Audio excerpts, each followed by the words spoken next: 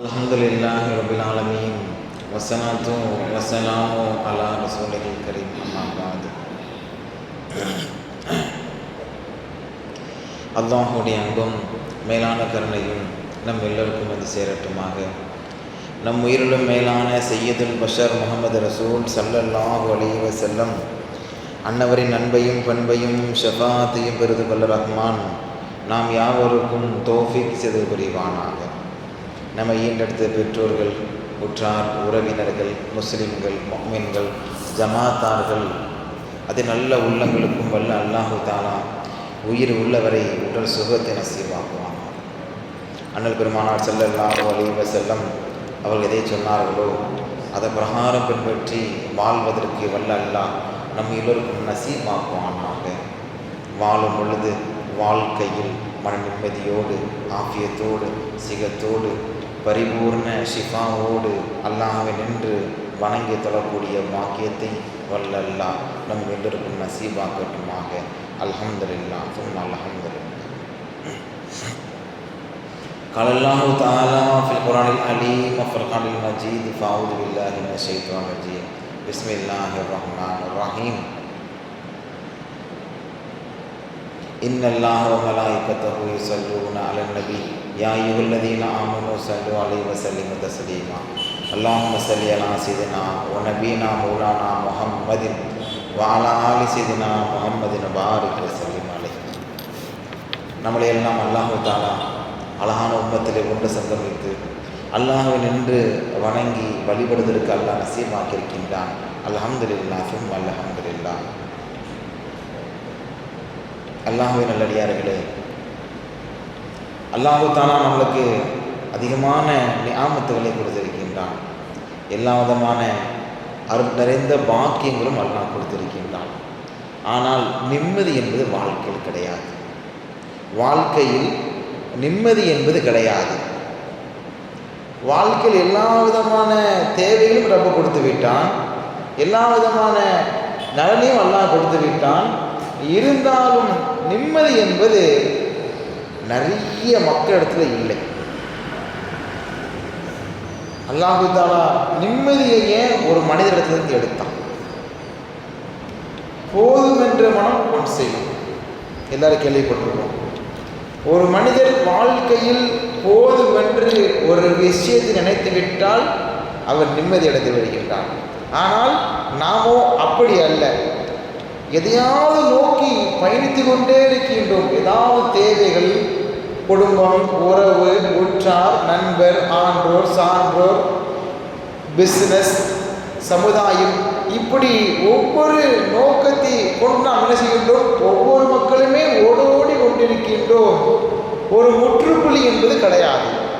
ஒரு மனிதனுக்கு முற்றுப்புள்ளி என்பது மவுத். அது வரைக்கும் மனிதன் என்ன செய்கின்றார்? ஏதாவது ஒரு நோக்கத்தை நாடி ஓடிக்கொண்டே இருக்கின்றார். ஏன் ஓடுகின்றார் என்று அவருக்கும் தெரியவில்லை. ஓட்டம் ஏன் அவரை கூட்டு செல்கின்றதிலே தெரியவில்லை. அப்போ கண்ணியமான பெருமக்களே, அப்போ பிறந்ததிலிருந்து பள்ளி பருவம், பள்ளிக்கூடம் பின்பு வேலைவாய்ப்பு, வேலைவாய்ப்பு பின்பு திருமண உறவு, திருமணத்து உறவு பின்பு பிள்ளைகள் வளர்ப்பது, பிள்ளைகள் வளர்த்த பின்பு பிள்ளைகளுடைய படிப்பு, பிள்ளைகளுடைய படிப்பு பின்பு பிள்ளைகள் நிக்கா, அதற்கு பின்னால் நம்முடைய வயதுடைய காலம், கடைசி காலம் மருத்துவமனை செலவினங்கள்.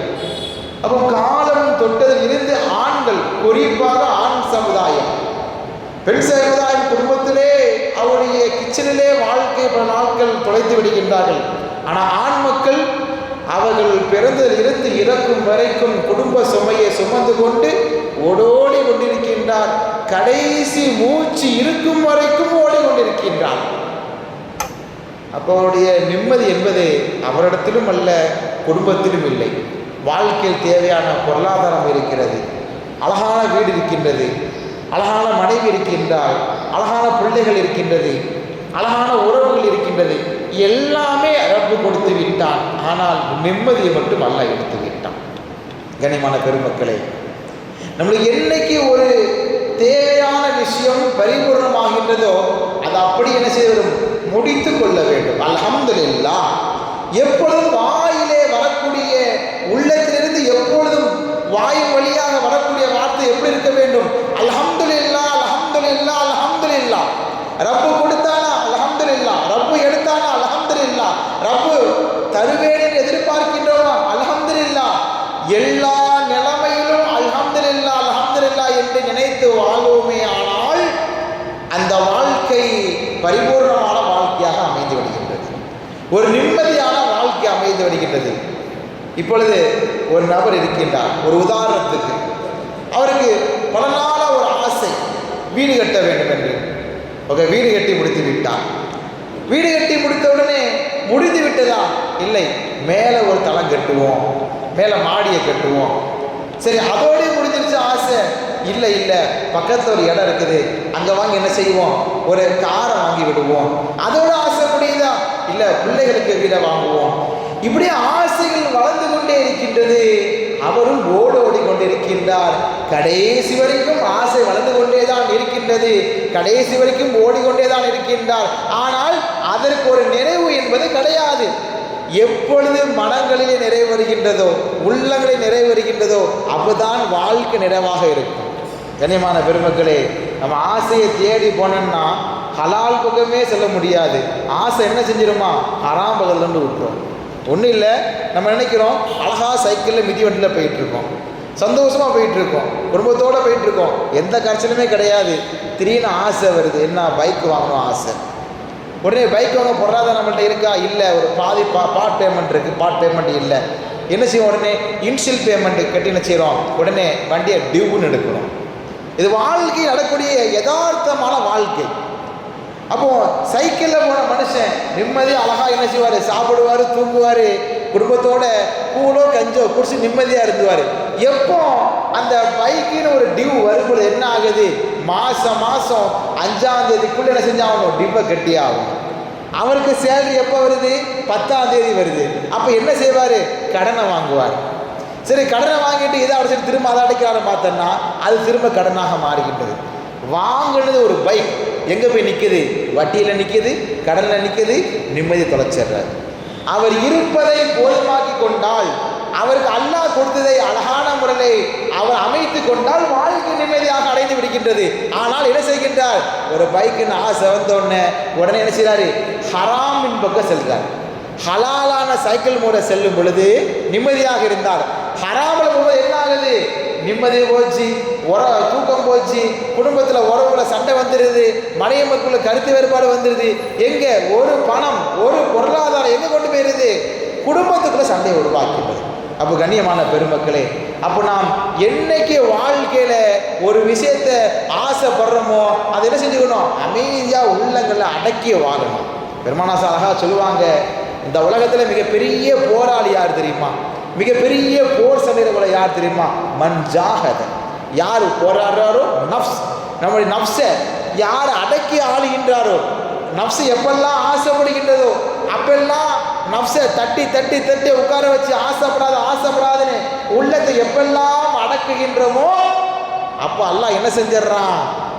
நிம்மதியான வாழ்க்கையை கொடுத்துட்றான். பெருமானாசரா சொல்கிறாங்க, யார் ஒருவர் மிகப்பெரிய ஒரு போராளி என்றால் யார் ஒருத்தர் நஃப்ஸை அடக்கி ஆளுகின்றாரோ அவர் தான் மிகப்பெரிய போராளி. அப்போ கண்ணியமான பெருமக்களே, இந்த சமுதாயத்தில் பார்க்குற அன்னைக்கு நிறைய இடங்களில் வட்டி அதிகமாகிருச்சு, நிறைய இடங்களில் வட்டி அதிகமாகிருச்சு. இவன் சாதாரண விஷயம், ஒரு அத்தியாவசிய தேவையில்லை, ஆடம்பர தேவைக்காக நிறைய இடங்கள் என்ன செய்கிறாங்க? நிறைய மக்கள் வாழ்க்கையில் அவருடைய அழகான சம்பாத்தியத்தை எல்லாம் வட்டிக்காக வீணாக செலவழித்து கொண்டிருக்கின்றார். கனிமான பெருமக்களே, ஞாபகம் வைத்துக் கொள்ளுங்கள், வட்டி என்பது நம்முடைய மார்க்கத்திலே அனுமதிக்கப்படாத ஒரு விஷயம். சிலர் சொல்கிறாங்க, யார் வட்டியை வாங்குகின்றார்களோ, யார் வட்டியை உண்கிறார்களோ, யார் வட்டிக்கு சாட்சி சொல்கின்றார்களோ, யார் வட்டி கைத்திருக்கிறாங்களோ, யாருக்கு வட்டிக்கு ரெக்கமெண்டேஷன், எல்லாருமே எங்கிட்டு 50 பேருக்கும் ஹராம் தான். அவங்க அல்ல எல்லாருமே என்னது? அல்லாஹ் கிட்ட கண்டிப்பாக பதில் சொல்லியே தீரணும். அப்படி இருக்கும் பொழுது குடும்பத்தில் உள்ள தேவை என்ன செய்யுங்க? போதுமாக்கி கொள்ளுங்கள்.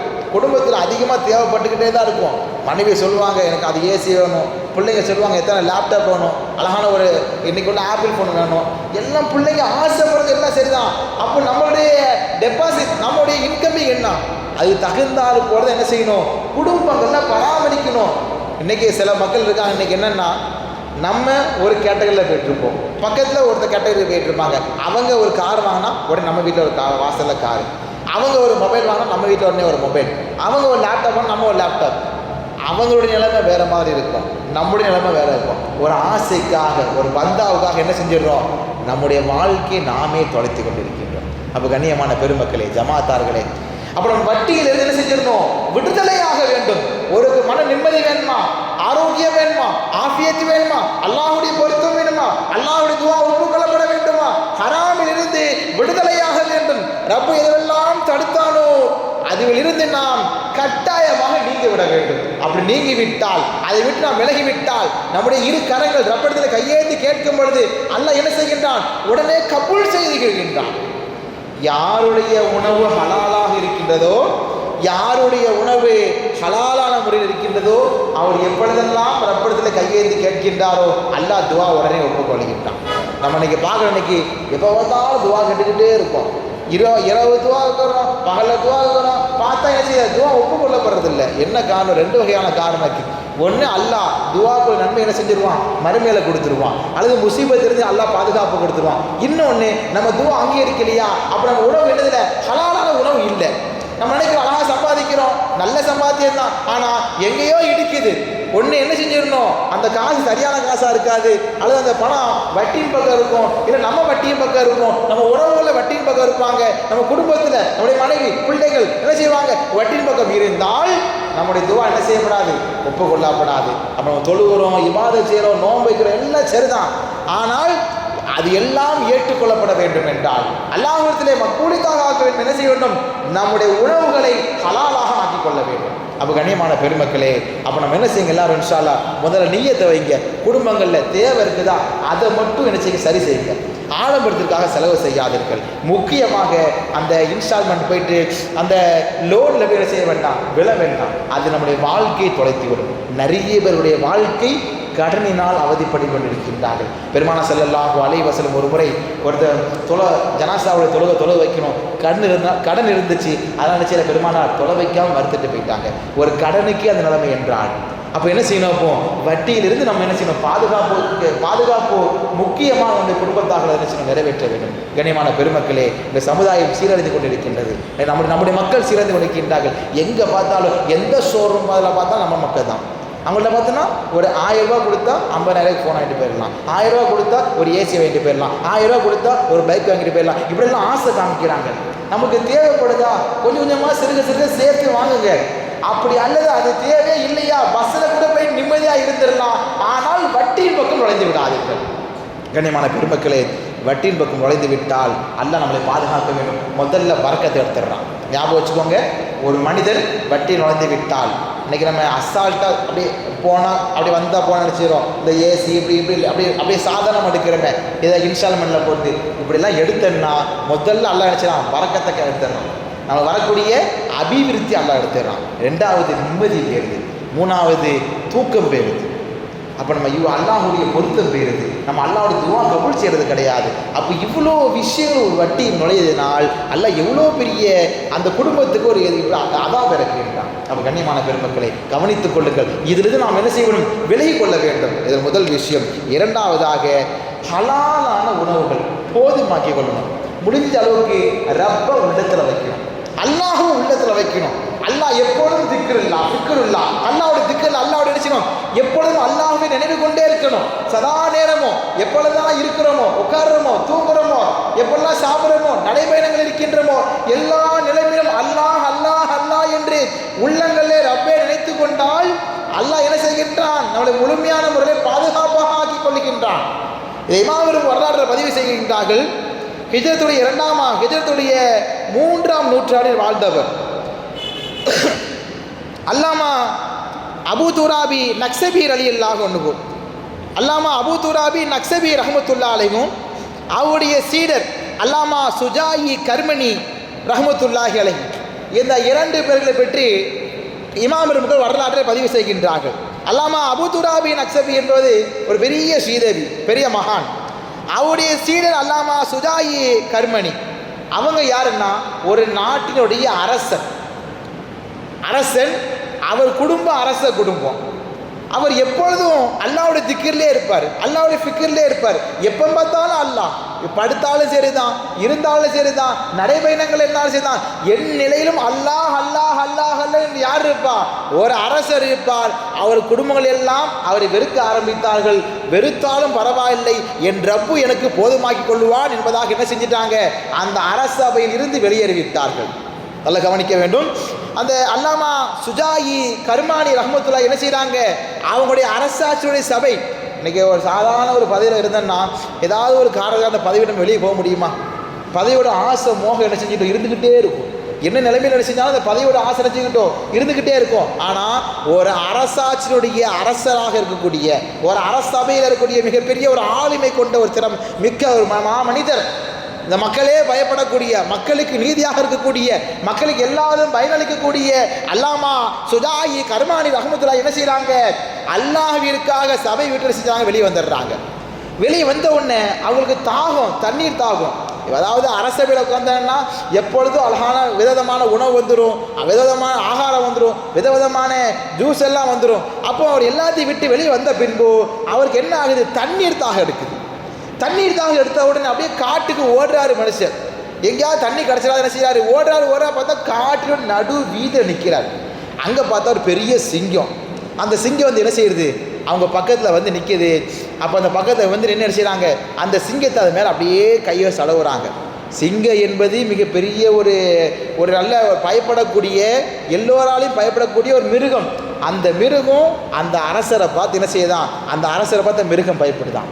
உடனே அந்த அரசர் ரசிறாரு, சிங்கத்தின் மேலே ஏறி உட்கார்ந்து தண்ணீரை தேடி போகிறாரு. அப்போ அந்த அரசர் சொன்னாராம், இந்த பதவி எப்படி தெரியுமா கிடைத்தது? இந்த பாக்கியம் எப்படி தெரியுமா கிடைத்தது? இந்த சிங்கம் எனக்கு எப்படி தெரியுமா மண்டியிட்டது? முழுக்க முழுக்க உள்ளத்திலே அல்லாஹ்வை வைத்தேன், அல்லாஹ் எனக்கு எல்லா விதமான வஸ்துக்களையும் எனக்கு அடியபடி வைத்தான். அந்த உடனே அந்த அரசர் சொன்னாராம், நான் அரசபையில் இருக்கும் பொழுது மக்கள் எல்லாம் பயந்தார்கள், பின்புறம் நம்மளை பற்றி பேசினார்கள். ஆனால் காட்டிற்குள்ளே வந்த உடனே பெரிய மக்களால் பயப்படக்கூடிய பெரிய பெரிய விலங்கினமும் நமக்கு பக்கத்தில் அருகாமல் இருக்குது என்றால் முழுமையான காரணம் ரப்பே உள்ளத்தில் வைத்த காரணத்தினால்தான். அப்போது சொல்லிவிட்டு அவங்க என்ன செஞ்சாங்க? அவங்களுடைய வாழ்க்கையை அப்படியே போதுமாக்கி கொண்டாங்க. அவங்க வாழ்க்கை இருக்கிறது அப்படியே செஞ்சிட்டாங்க. அப்படியே அரசாட்சி இல்லையா, அரசபை இல்லையா, ஆடம்பரமான வாழ்க்கை இல்லையா, ஆடம்பர உணவு இல்லையா, பரவாயில்லை, முழுக்க முழுக்க அல்லாஹ் இருக்கின்றான், அல்லாஹ்வே போதுமானவன், ரப்பு கொடுத்தது போதும் என்பதாக அவர்கள் முழுமையாக ரப்பை பொருந்தி கொண்டார்கள். அவ்வளோ பெரிய அரசாட்சி விட்டு வந்தும் நிம்மதியாக வாழ்ந்த மேன்மக்கள் தான் அல்லாமா சுஜாயி கர்மானி ரஹ்மத்துல்லாஹி அலைஹி அவர்கள்.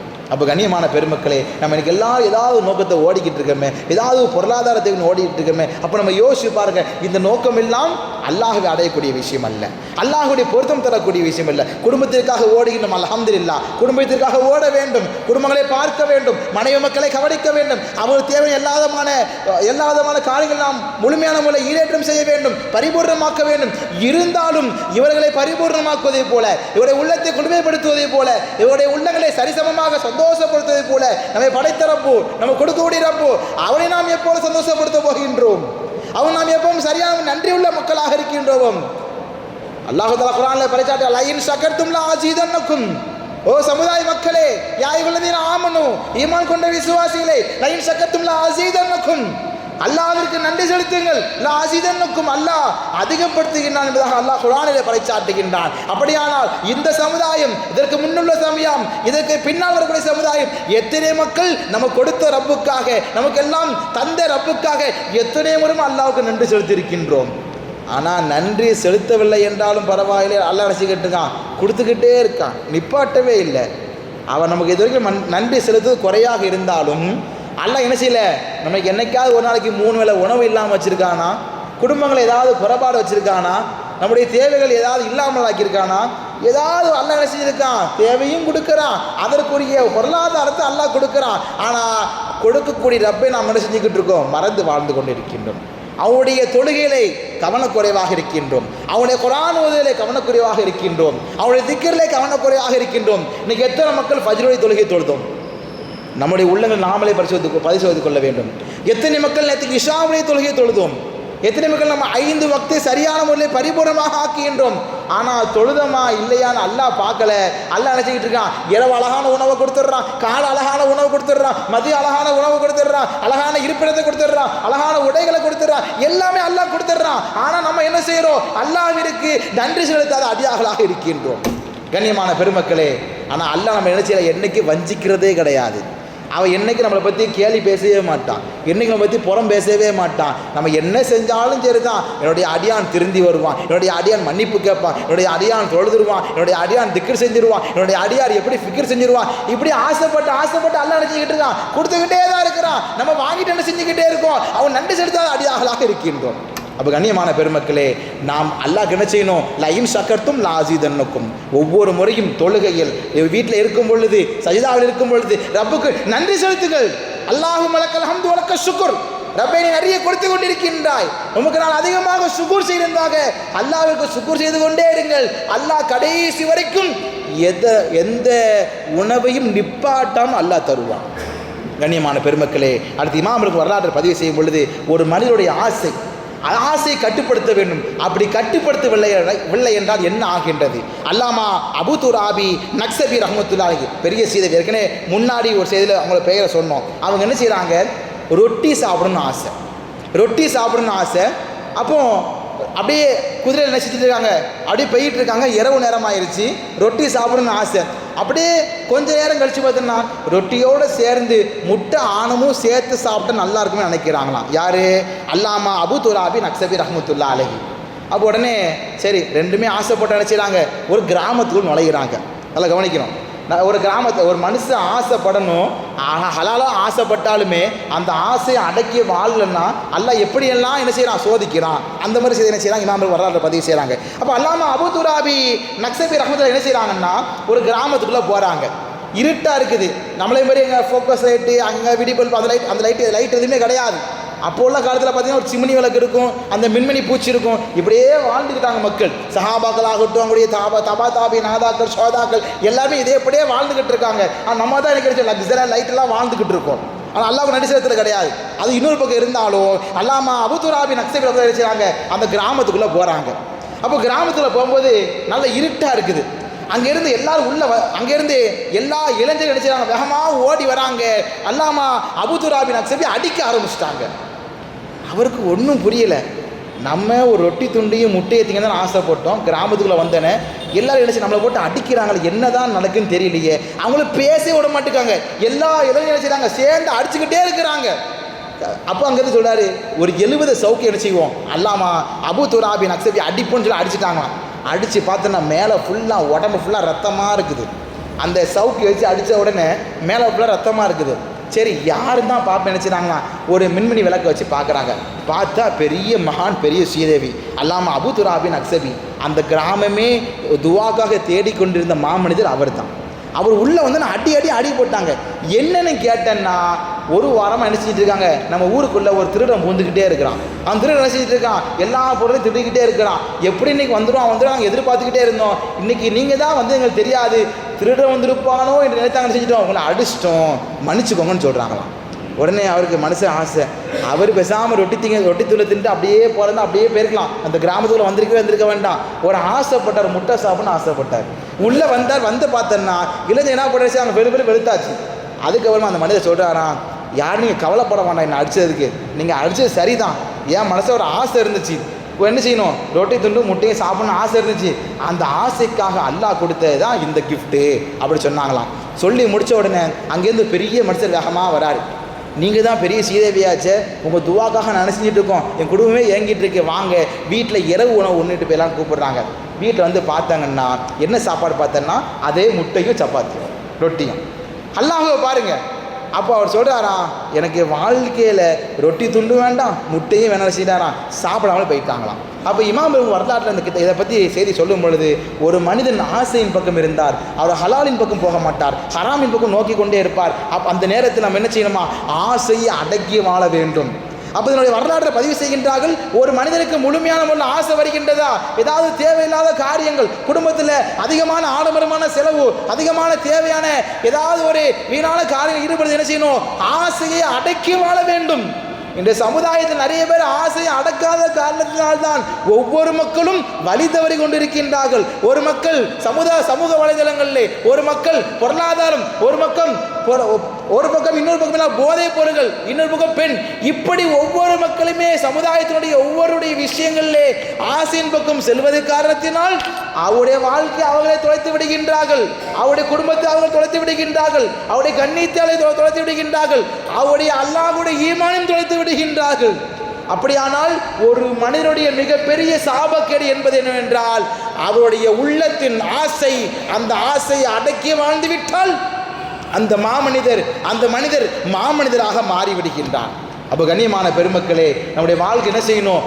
என்ன இருக்குதோ அதை போதுமாக்கி கொள்ள வேண்டும். தேவையில்லாத ஆடம்பரமான ஆசைகளை விட்டு என்ன செய்யணும்? ஒதுங்கி இருக்க வேண்டும். குறிப்பாக வட்டியின் சமுதாயத்திலிருந்து லோன், அந்த இன்ஸ்டால்மெண்ட், அந்த மந்த்லி கட்டுகின்ற அந்த அவருடைய வட்டி தொகை என்ன செய்ய வேண்டும்? நம்முடைய குடும்பத்தையும் நம்மளையும் பாதுகாப்பு கொள்ள வேண்டும். அப்படி பாதுகாக்கவில்லை என்றால் எப்படி இந்த ரொட்டி துண்டு முட்டையின் கதையோ அதே போல் அல்லாஹ் என்ன செய்யறான்? நம் நரகத்தில் கொண்டு தள்ளி விடுகின்றான். அல்லாஹ் பாதுகாக்க வேண்டும். நவுது பில்லா. அல்லாஹ் நம்மையும் நம் சமுதாயத்தையும் பாதுகாக்க வேண்டும். அல்லாஹு தஆலா சொல்லுகின்றான் அழகான முறையில், அல்லதீன ஆமனூ வ தத்மஇன்னல் குலூபுஹும் பிதிக்ரில்லாஹ். எப்பொழுது என்ன செய்யணும்? ஈமான் கொண்டு பேச என்ன செய்யணும்? அல்லாஹ்வுடைய அந்த திக்ரை உள்ள வச்சிடணும். எப்பெல்லாம் கவலை இருக்கின்றதோ, எப்பொழுதெல்லாம் ஆசை வருகின்றதோ, எப்பெல்லாம் துன்யாவின் பக்கம் நோகம் வருகின்றதோ அப்பொழுதெல்லாம் திக்ர் இல்லா, அல்லாஹ்வுடைய திக்ர் இருக்க வேண்டும். அந்த திக்ர் உங்கள் உள்ளங்களை பரிபூர்ணமாக்கும். எவ்வளவுதான் சம்பாதிச்சாலும் சரிதான், வாழ்க்கையில் எவ்வளவுதான் பொருளாதாரம் இருந்தாலும் சரிதான், வாழ்க்கையில் எவ்வளோ பெரிய பதவி இருந்தாலும் சரிதான், அவருடைய உள்ளங்களை பரிபூர்ணமான நிம்மதியை கொண்டு வரக்கூடிய மிகப்பெரிய ஆயுதம் திக்ரில்லா, அல்லாஹ்வுடைய திக்ரை மட்டும்தான். அந்த திக்ரை கொண்டுதான் அவருடைய மன நிம்மதி அடைய வேண்டும். அவருடைய திக்ரை கொண்டுதான் முழுமையான அவருடைய உள்ளமும் பரிபூர்ணமாகும். கண்ணியமான பெருமக்களே, அப்போ வாழ்க்கையில் ஞாபகம் வைத்துக் கொள்ளுங்கள். நம்முடைய இந்த உலகத்தினுடைய ஆசை 1000 ரூபாய் கொடுத்தாங்களா உடனே 50,000 ரூபாய்க்கு பொருளை என்ன செஞ்சிடும்? இன்ஸ்டால்மெண்ட் வாங்கினா அந்த ஆசையெல்லாம் என்ன செய்யுங்க? குப்பை எடுத்து எரிஞ்சிருங்க. அது நம்முடைய குடும்பத்தை வீணாக்கிறது, நம்முடைய உழைப்பை உறிஞ்சுகின்றது. ஞாபகம் வைத்துக் கொள்ளுங்கள். ஒவ்வொரு முறையும் வட்டியை கொடுக்கும் பொழுது அந்த காசு அத்தனையுமே உங்களுடைய பணம். அது முழுக்க உங்களுடைய உங்கள் உழைப்பு வேறு இடத்திலே திருடப்படுகின்றது. அதை ஞாபகம் வைத்துக் கொள்ளுங்கள். ஞாபகம் வைத்துக் கொண்டால் உங்களுடைய ஆசையை நீங்கள் என்ன செய்ய வேண்டும்? அடக்கி ஆள வேண்டும். உங்களுடைய உள்ளங்களை பரிபூர்ணமாக்கிக் கொள்ள வேண்டும். உள்ளத்தை கட்டுப்படுத்த வேண்டும்.